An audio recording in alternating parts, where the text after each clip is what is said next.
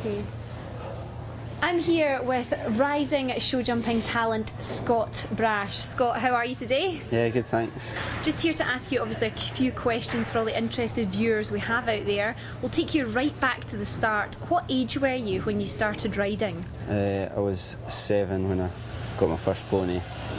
I didn't start jumping until I was 10. When I was 7 I started like pony club games, so a lot of kids do, and then when I was 10 we got into BSJ show jumping.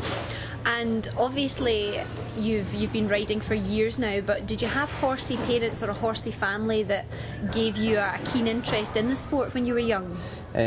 My dad, he actually back in his days used to do a bit of racing, but he wasn't really, you know, into horses after that. But he just decided to get a pony one day and sort of introduce us really, and it sort of took off from there.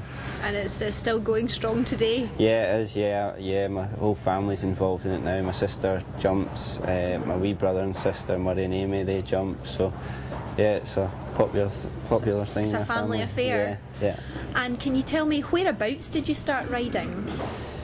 In the backyard, no. I just started.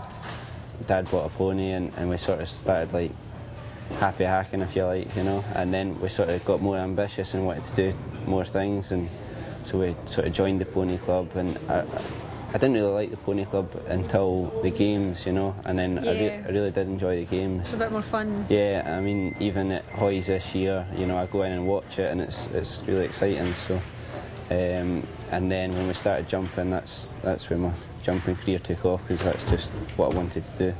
And at the start of your professional show jumping career with obviously the BSJA, what height was the first pony you competed in registered affiliated show jumping? Yeah, it was 12'2". That's what we started with. I was in 10 unders to start with, but I was very lucky. I had good ponies throughout my life, and I was very lucky and was quite successful to start with. So, but I did get some good ponies, so it helped. Excellent. And what was your favourite pony out of all the ones you had going through the rankings? So I say I had quite a few good ones, but the one that sort of sticks out in my mind's got to be my 12'2", Victory Bay. He wasn't my first pony, but he was my first pony that sort of gave me a lot of success and took me to Hoy's, and he won a lot of championships, and he just had the heart of a lion. He was a wee cracker, you know, and I still sort of followed his career, and we sold him to do 12'2s after I was out of 12'2s.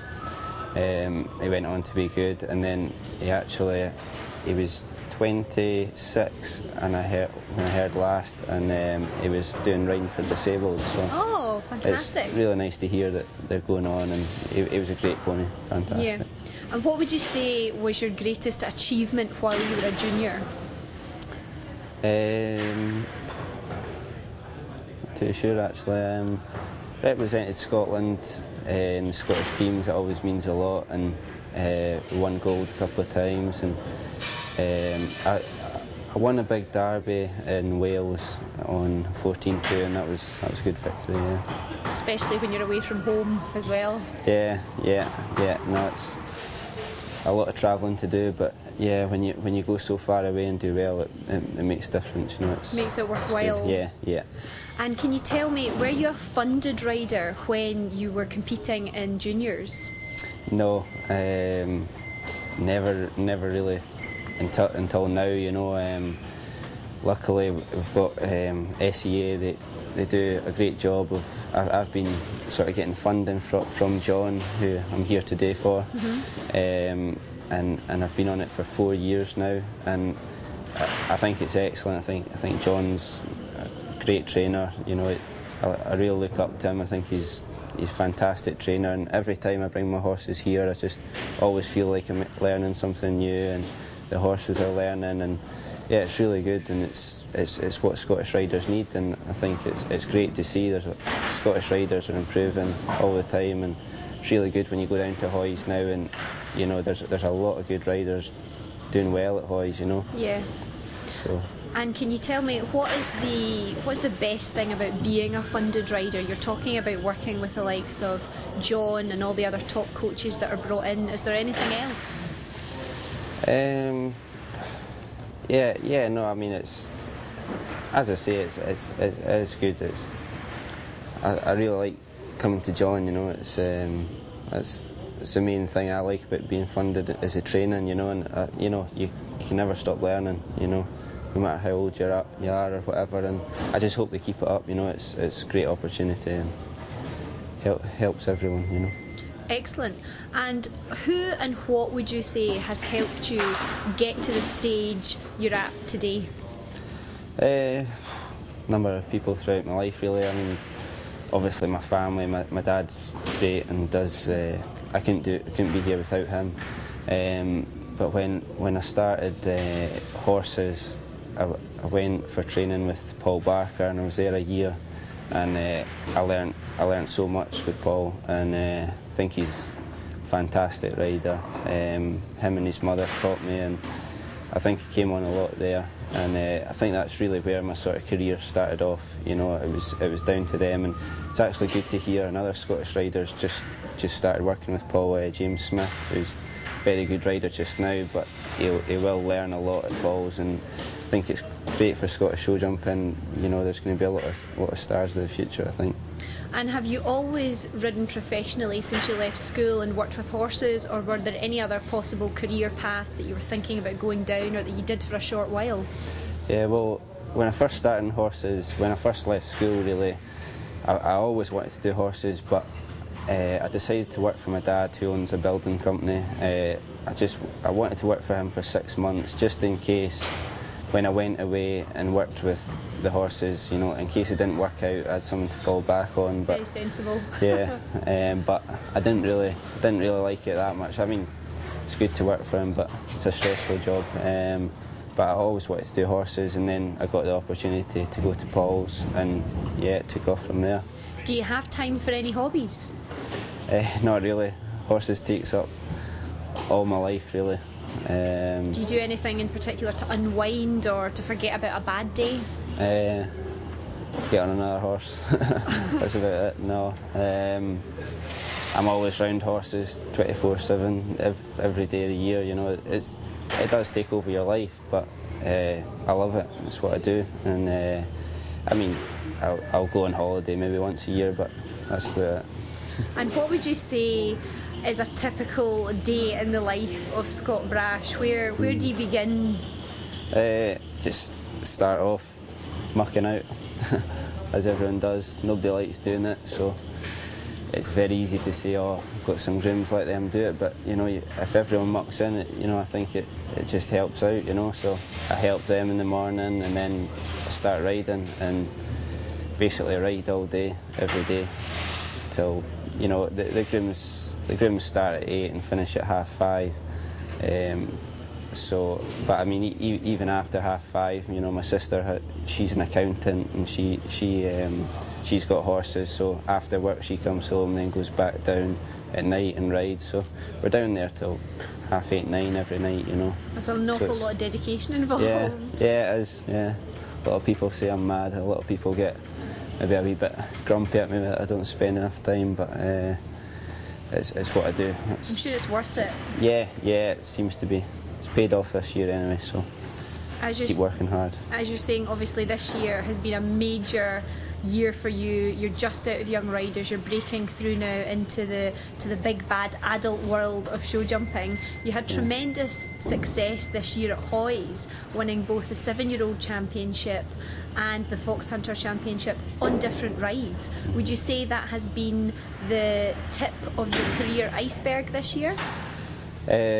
I'd probably say so, yeah. Hoy's is a great show, and it's one I always work towards every year, and I'm lucky enough to have a lot of good young horses, you know. And I always, like the month before Hoy's, I sort of get them ultra fit. They're fitter than ever. I just try and get them spot on for Hoy's, and it's paid off this year.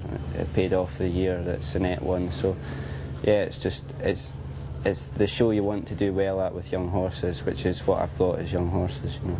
And what is your ultimate ambition? You've got Hoys under your belt, but is there a big prize or dream that you have that you're working to?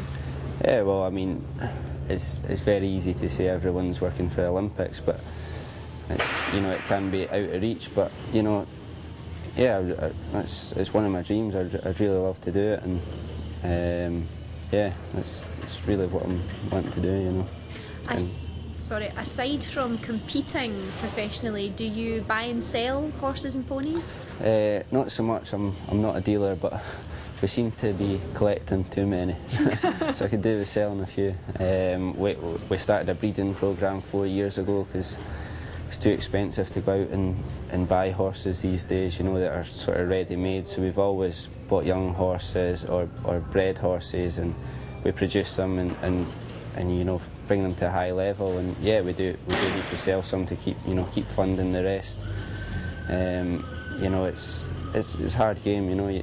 Unless you've got a lot of money, you can't just go out and buy a ready-made one. You have to work hard and get the young ones and put a lot of time and effort into them.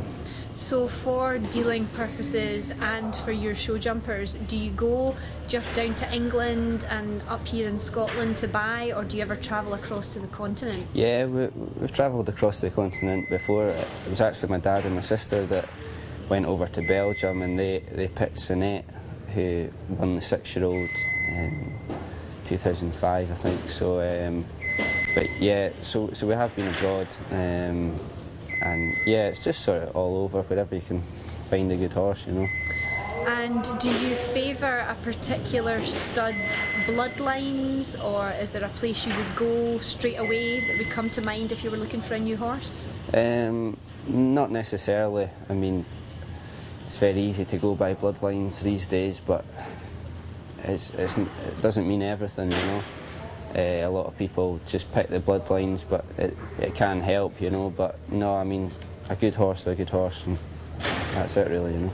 And are you a thoroughbred man, or do you prefer your warm bloods? What breeding type would you go for? I'd say nearly every horse I've got is warm blood, or horses with bred. So yeah, not thoroughbreds really, but.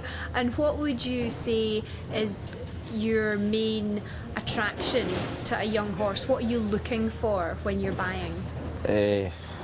You look for everything really. You look for a careful horse, you look for a scopy horse, you know, to jump Grand Prix. You look for a very good brain in a horse. You know, you need to have a good level-headed horse, you know. You can't get, I mean, at the same time, Shutterfly is one of the best in the world. It's a hot horse, you know, got a hot brain, but I look for ones you can work with that, you know, are easy to work with and listen to you and make the job easier. But yeah, they've got to be scopy, careful, brave. They've got to have everything these days to cope with the tracks that they're building. Everything's a lot lighter these days, so you need a more careful horse, but it's big as well, so you need scopy and brave horses, so you need everything, yeah. Fantastic. And do you find it easy to go out and get a youngster and work on it yourself, or do you ever just go out and try and get a made horse that you can go out and compete on tomorrow? No, as I say, I mean, to go out and get a horse that you can compete at the big classes tomorrow is just not practical, you know. People would be paying hundreds of grand. It's a lot of money. Yeah, it's just impossible. So, as I say, we breed our horses, or if not, buy a very young horse and work hard and try and get it to a good level, you know. Is there any other trade secrets that you would like to share with the viewers watching at home at the moment? What are your top tips? I don't know, I think hard work and dedication, really. You know, it's the same as any sport, you know. The harder you work, the more you achieve out your sport, I think. But yeah, say work hard and train well. Well, I think your hard work has obviously paid off this year with Hoys, Scott. Yeah. Thanks very much to Scott Brash. Just dating each other. No, look at this. Into your eyes, Margaret.